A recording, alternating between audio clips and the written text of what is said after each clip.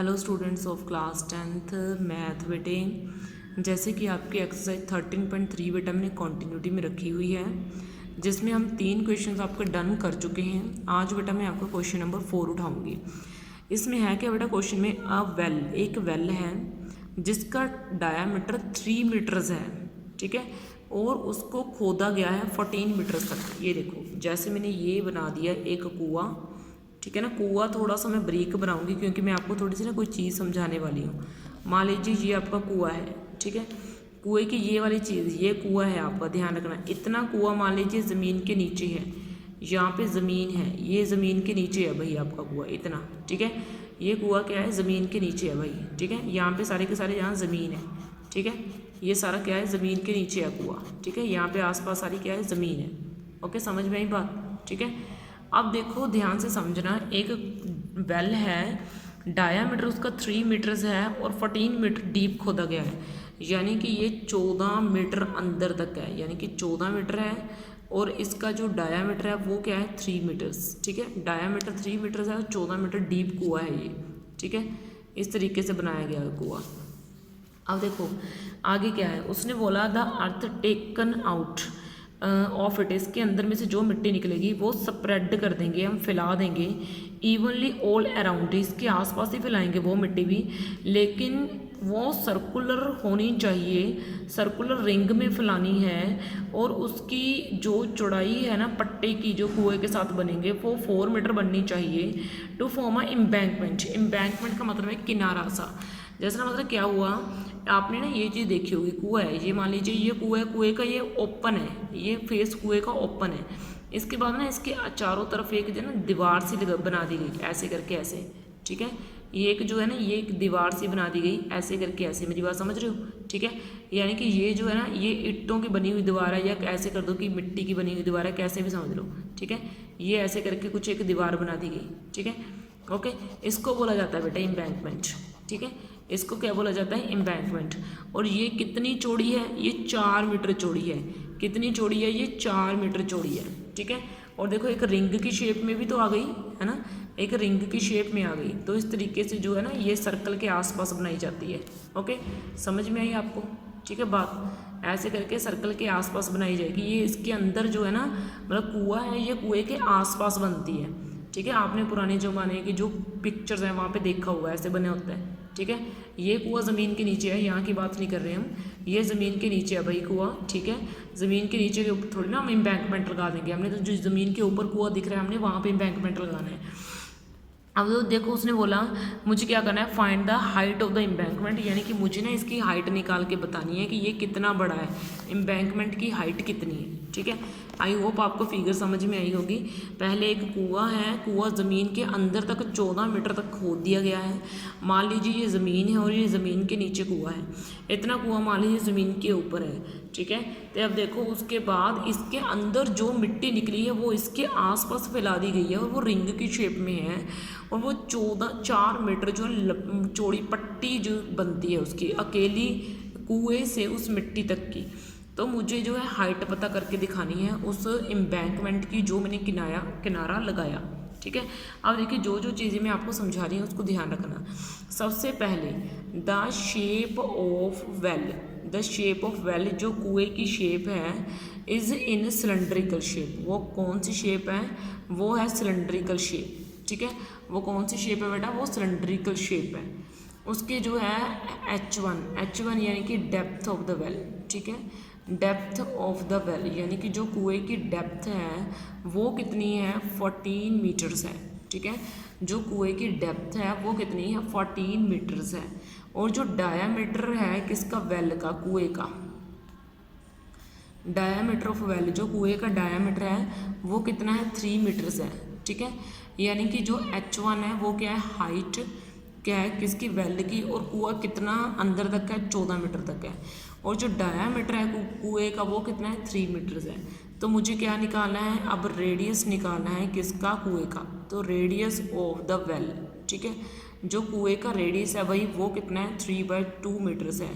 जो कुएं का रेडियस है वो कितना है भाई, 3/2 मीटर्स है कुएं का रेडियस। आगे देखो जो एम्बैंकमेंट है उसकी विड्थ कितनी है, यानी कि विड्थ ऑफ एम्बैंकमेंट, ठीक है। विड्थ ऑफ एम्बैंकमेंट, ठीक है, जो पट्टी सी है जो चौड़ी, उसकी विड्थ क्या है, वो कितनी है, 4 मीटर्स है, वो कितनी है, 4 मीटर्स, ठीक है। यानी कि अब हमने क्या करना है, अब जो एम्बैंकमेंट है उसका रेडियस देखो, उसके रेडियस को मैं R1 बोल रही हूँ, ये जो R2 है ना, ये मैंने रेडियस माना है बेल का, और R1 आप चाहे उल्टा मान लो, इसको R1 R2 मान लो, ठीक है, मैं तो इसको मान रही हूँ R1 यानी कि रेडियस ऑफ एम्बैंकमेंट। अब रेडियस ऑफ एम्बैंकमेंट देखना आप कैसे निकलेगा, ठीक है ना, रेडियस ऑफ एम्बैंकमेंट ये देखना आप कैसे निकलेगा। देखो रेडियस ऑफ एम्बैंकमेंट कैसे निकलेगा, ये रहा भाई आपके पास कुएं का जो है माउथ, और ये रहा आपके पास चौड़ी पट्टी, इतना जो है वो क्या आ जाएगा, डायामीटर आ जाएगा किसका, कुएं का।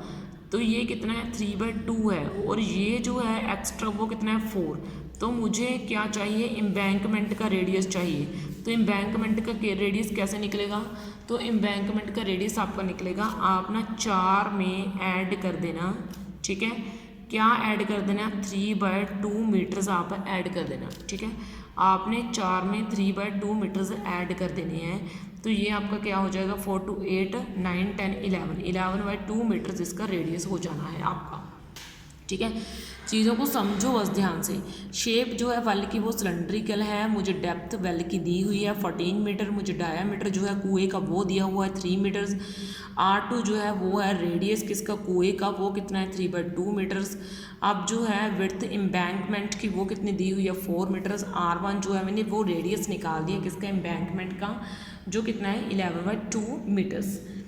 तो अब देखो जो वॉल्यूम है, वॉल्यूम किसका, वॉल्यूम ऑफ एम्बैंकमेंट, जो एम्बैंकमेंट है उसका वॉल्यूम इक्वल होगा किसके, वॉल्यूम ऑफ सॉइल के, किसके, वॉल्यूम ऑफ सॉइल के, उस मिट्टी के वॉल्यूम के इक्वल होगा जो आउट फ्रॉम वेल, जो हम कुएं से बाहर निकालेंगे, ठीक है, जो हम कुएं से क्या करेंगे, बाहर निकालेंगे, उस मिट्टी के इक्वल होगा, ठीक है। ओके, समझ में आई बेटा बात। अब देखिए जो है volume of the soil out from well, जो हम कुएं के अंदर से मिट्टी निकालेंगे वो कुएं के शेप के ऊपर डिपेंड करेगी, और कुएं की शेप कौन सी है, सिलेंड्रिकल शेप है। तो यहाँ पे तो लग जाएगा वॉल्यूम πr2² h1। यहाँ पे मैंने R2 पता है क्यों यूज़ किया, क्योंकि मैंने R2 जो है वो रेडियस माना है किसका, सिलेंडर का, तो मैंने सिलेंडर का रेडियस लगाना है ना यहाँ पे, तो सिलेंडर का रेडियस R2 है, और जो h1 है वो मैंने हाइट किसको मानी हुई है, सिलेंडर की हाइट मानी है, तो मैंने उसका नाम h1 डाल दिया भाई। अब वॉल्यूम ऑफ एम्बैंकमेंट पता कैसे निकलेगा, आप एम्बैंकमेंट के वॉल्यूम को ज़रा ध्यान से देखना कि कैसे निकलेगा एम्बैंकमेंट का वॉल्यूम। एम्बैंकमेंट का वॉल्यूम यानी कि मुझे सिर्फ इस चीज़ का वॉल्यूम चाहिए, ये देखिए, मुझे इस आसपास वाली चीज़ का वॉल्यूम चाहिए, मुझे ये बीच वाले सर्कल का वॉल्यूम नहीं चाहिए, ये जो मुझे सिलेंडर दिख रहा है ना, मुझे इसका वॉल्यूम नहीं चाहिए, मुझे इसके आसपास लगी हुई दीवार का वॉल्यूम चाहिए। तो वो देखो, तो मुझे कैसे निकलेगा वो वॉल्यूम, तो देखो वो भी सिलेंड्रिकल शेप में ही है, अगर देखें तो बाहर वाली दीवार भी तो सिलेंड्रिकल शेप में ही है, तो लेकिन हमने बस इसका वॉल्यूम देखना है कैसे निकलेगा, इसका वॉल्यूम निकलेगा पाई। फिर यहाँ पे पता है हम क्या करेंगे, हम एम्बैंकमेंट के रेडियस में से R1 में से बाहर फेंक देंगे किसका रेडियस, उस कुएं का रेडियस, ठीक है, और इसकी हाइट को मैंने मान ली है h2। मैं देखो ध्यान से समझो मैंने क्या करा है, मुझे सिर्फ इतना रेडियस चाहिए, ये जो बाहर डार्क सा है, मुझे ये वाला कुआं नहीं चाहिए, तो मुझे कुएं का रेडियस बाहर फेंकना पड़ेगा एम्बैंकमेंट के रेडियस में से, ठीक है। तो मैंने वही करा है, मैंने एम्बैंकमेंट के रेडियस में से कुएं का रेडियस का स्क्वायर बाहर फेंक देना है, ठीक है। तो एम्बैंकमेंट का जो वॉल्यूम है वो आएगा तो πr² h ही, लेकिन यहाँ पे जो रेडियस है ना वो मुझे सिर्फ एम्बैंकमेंट का रेडियस चाहिए, तो एम्बैंकमेंट का रेडियस निकालने के लिए मुझे सर्कल का रेडियस माइनस करना पड़ेगा उसके अंदर में से, ठीक है। तो मैंने यही करा है, और दोनों को हमने इक्वल डाल देना है।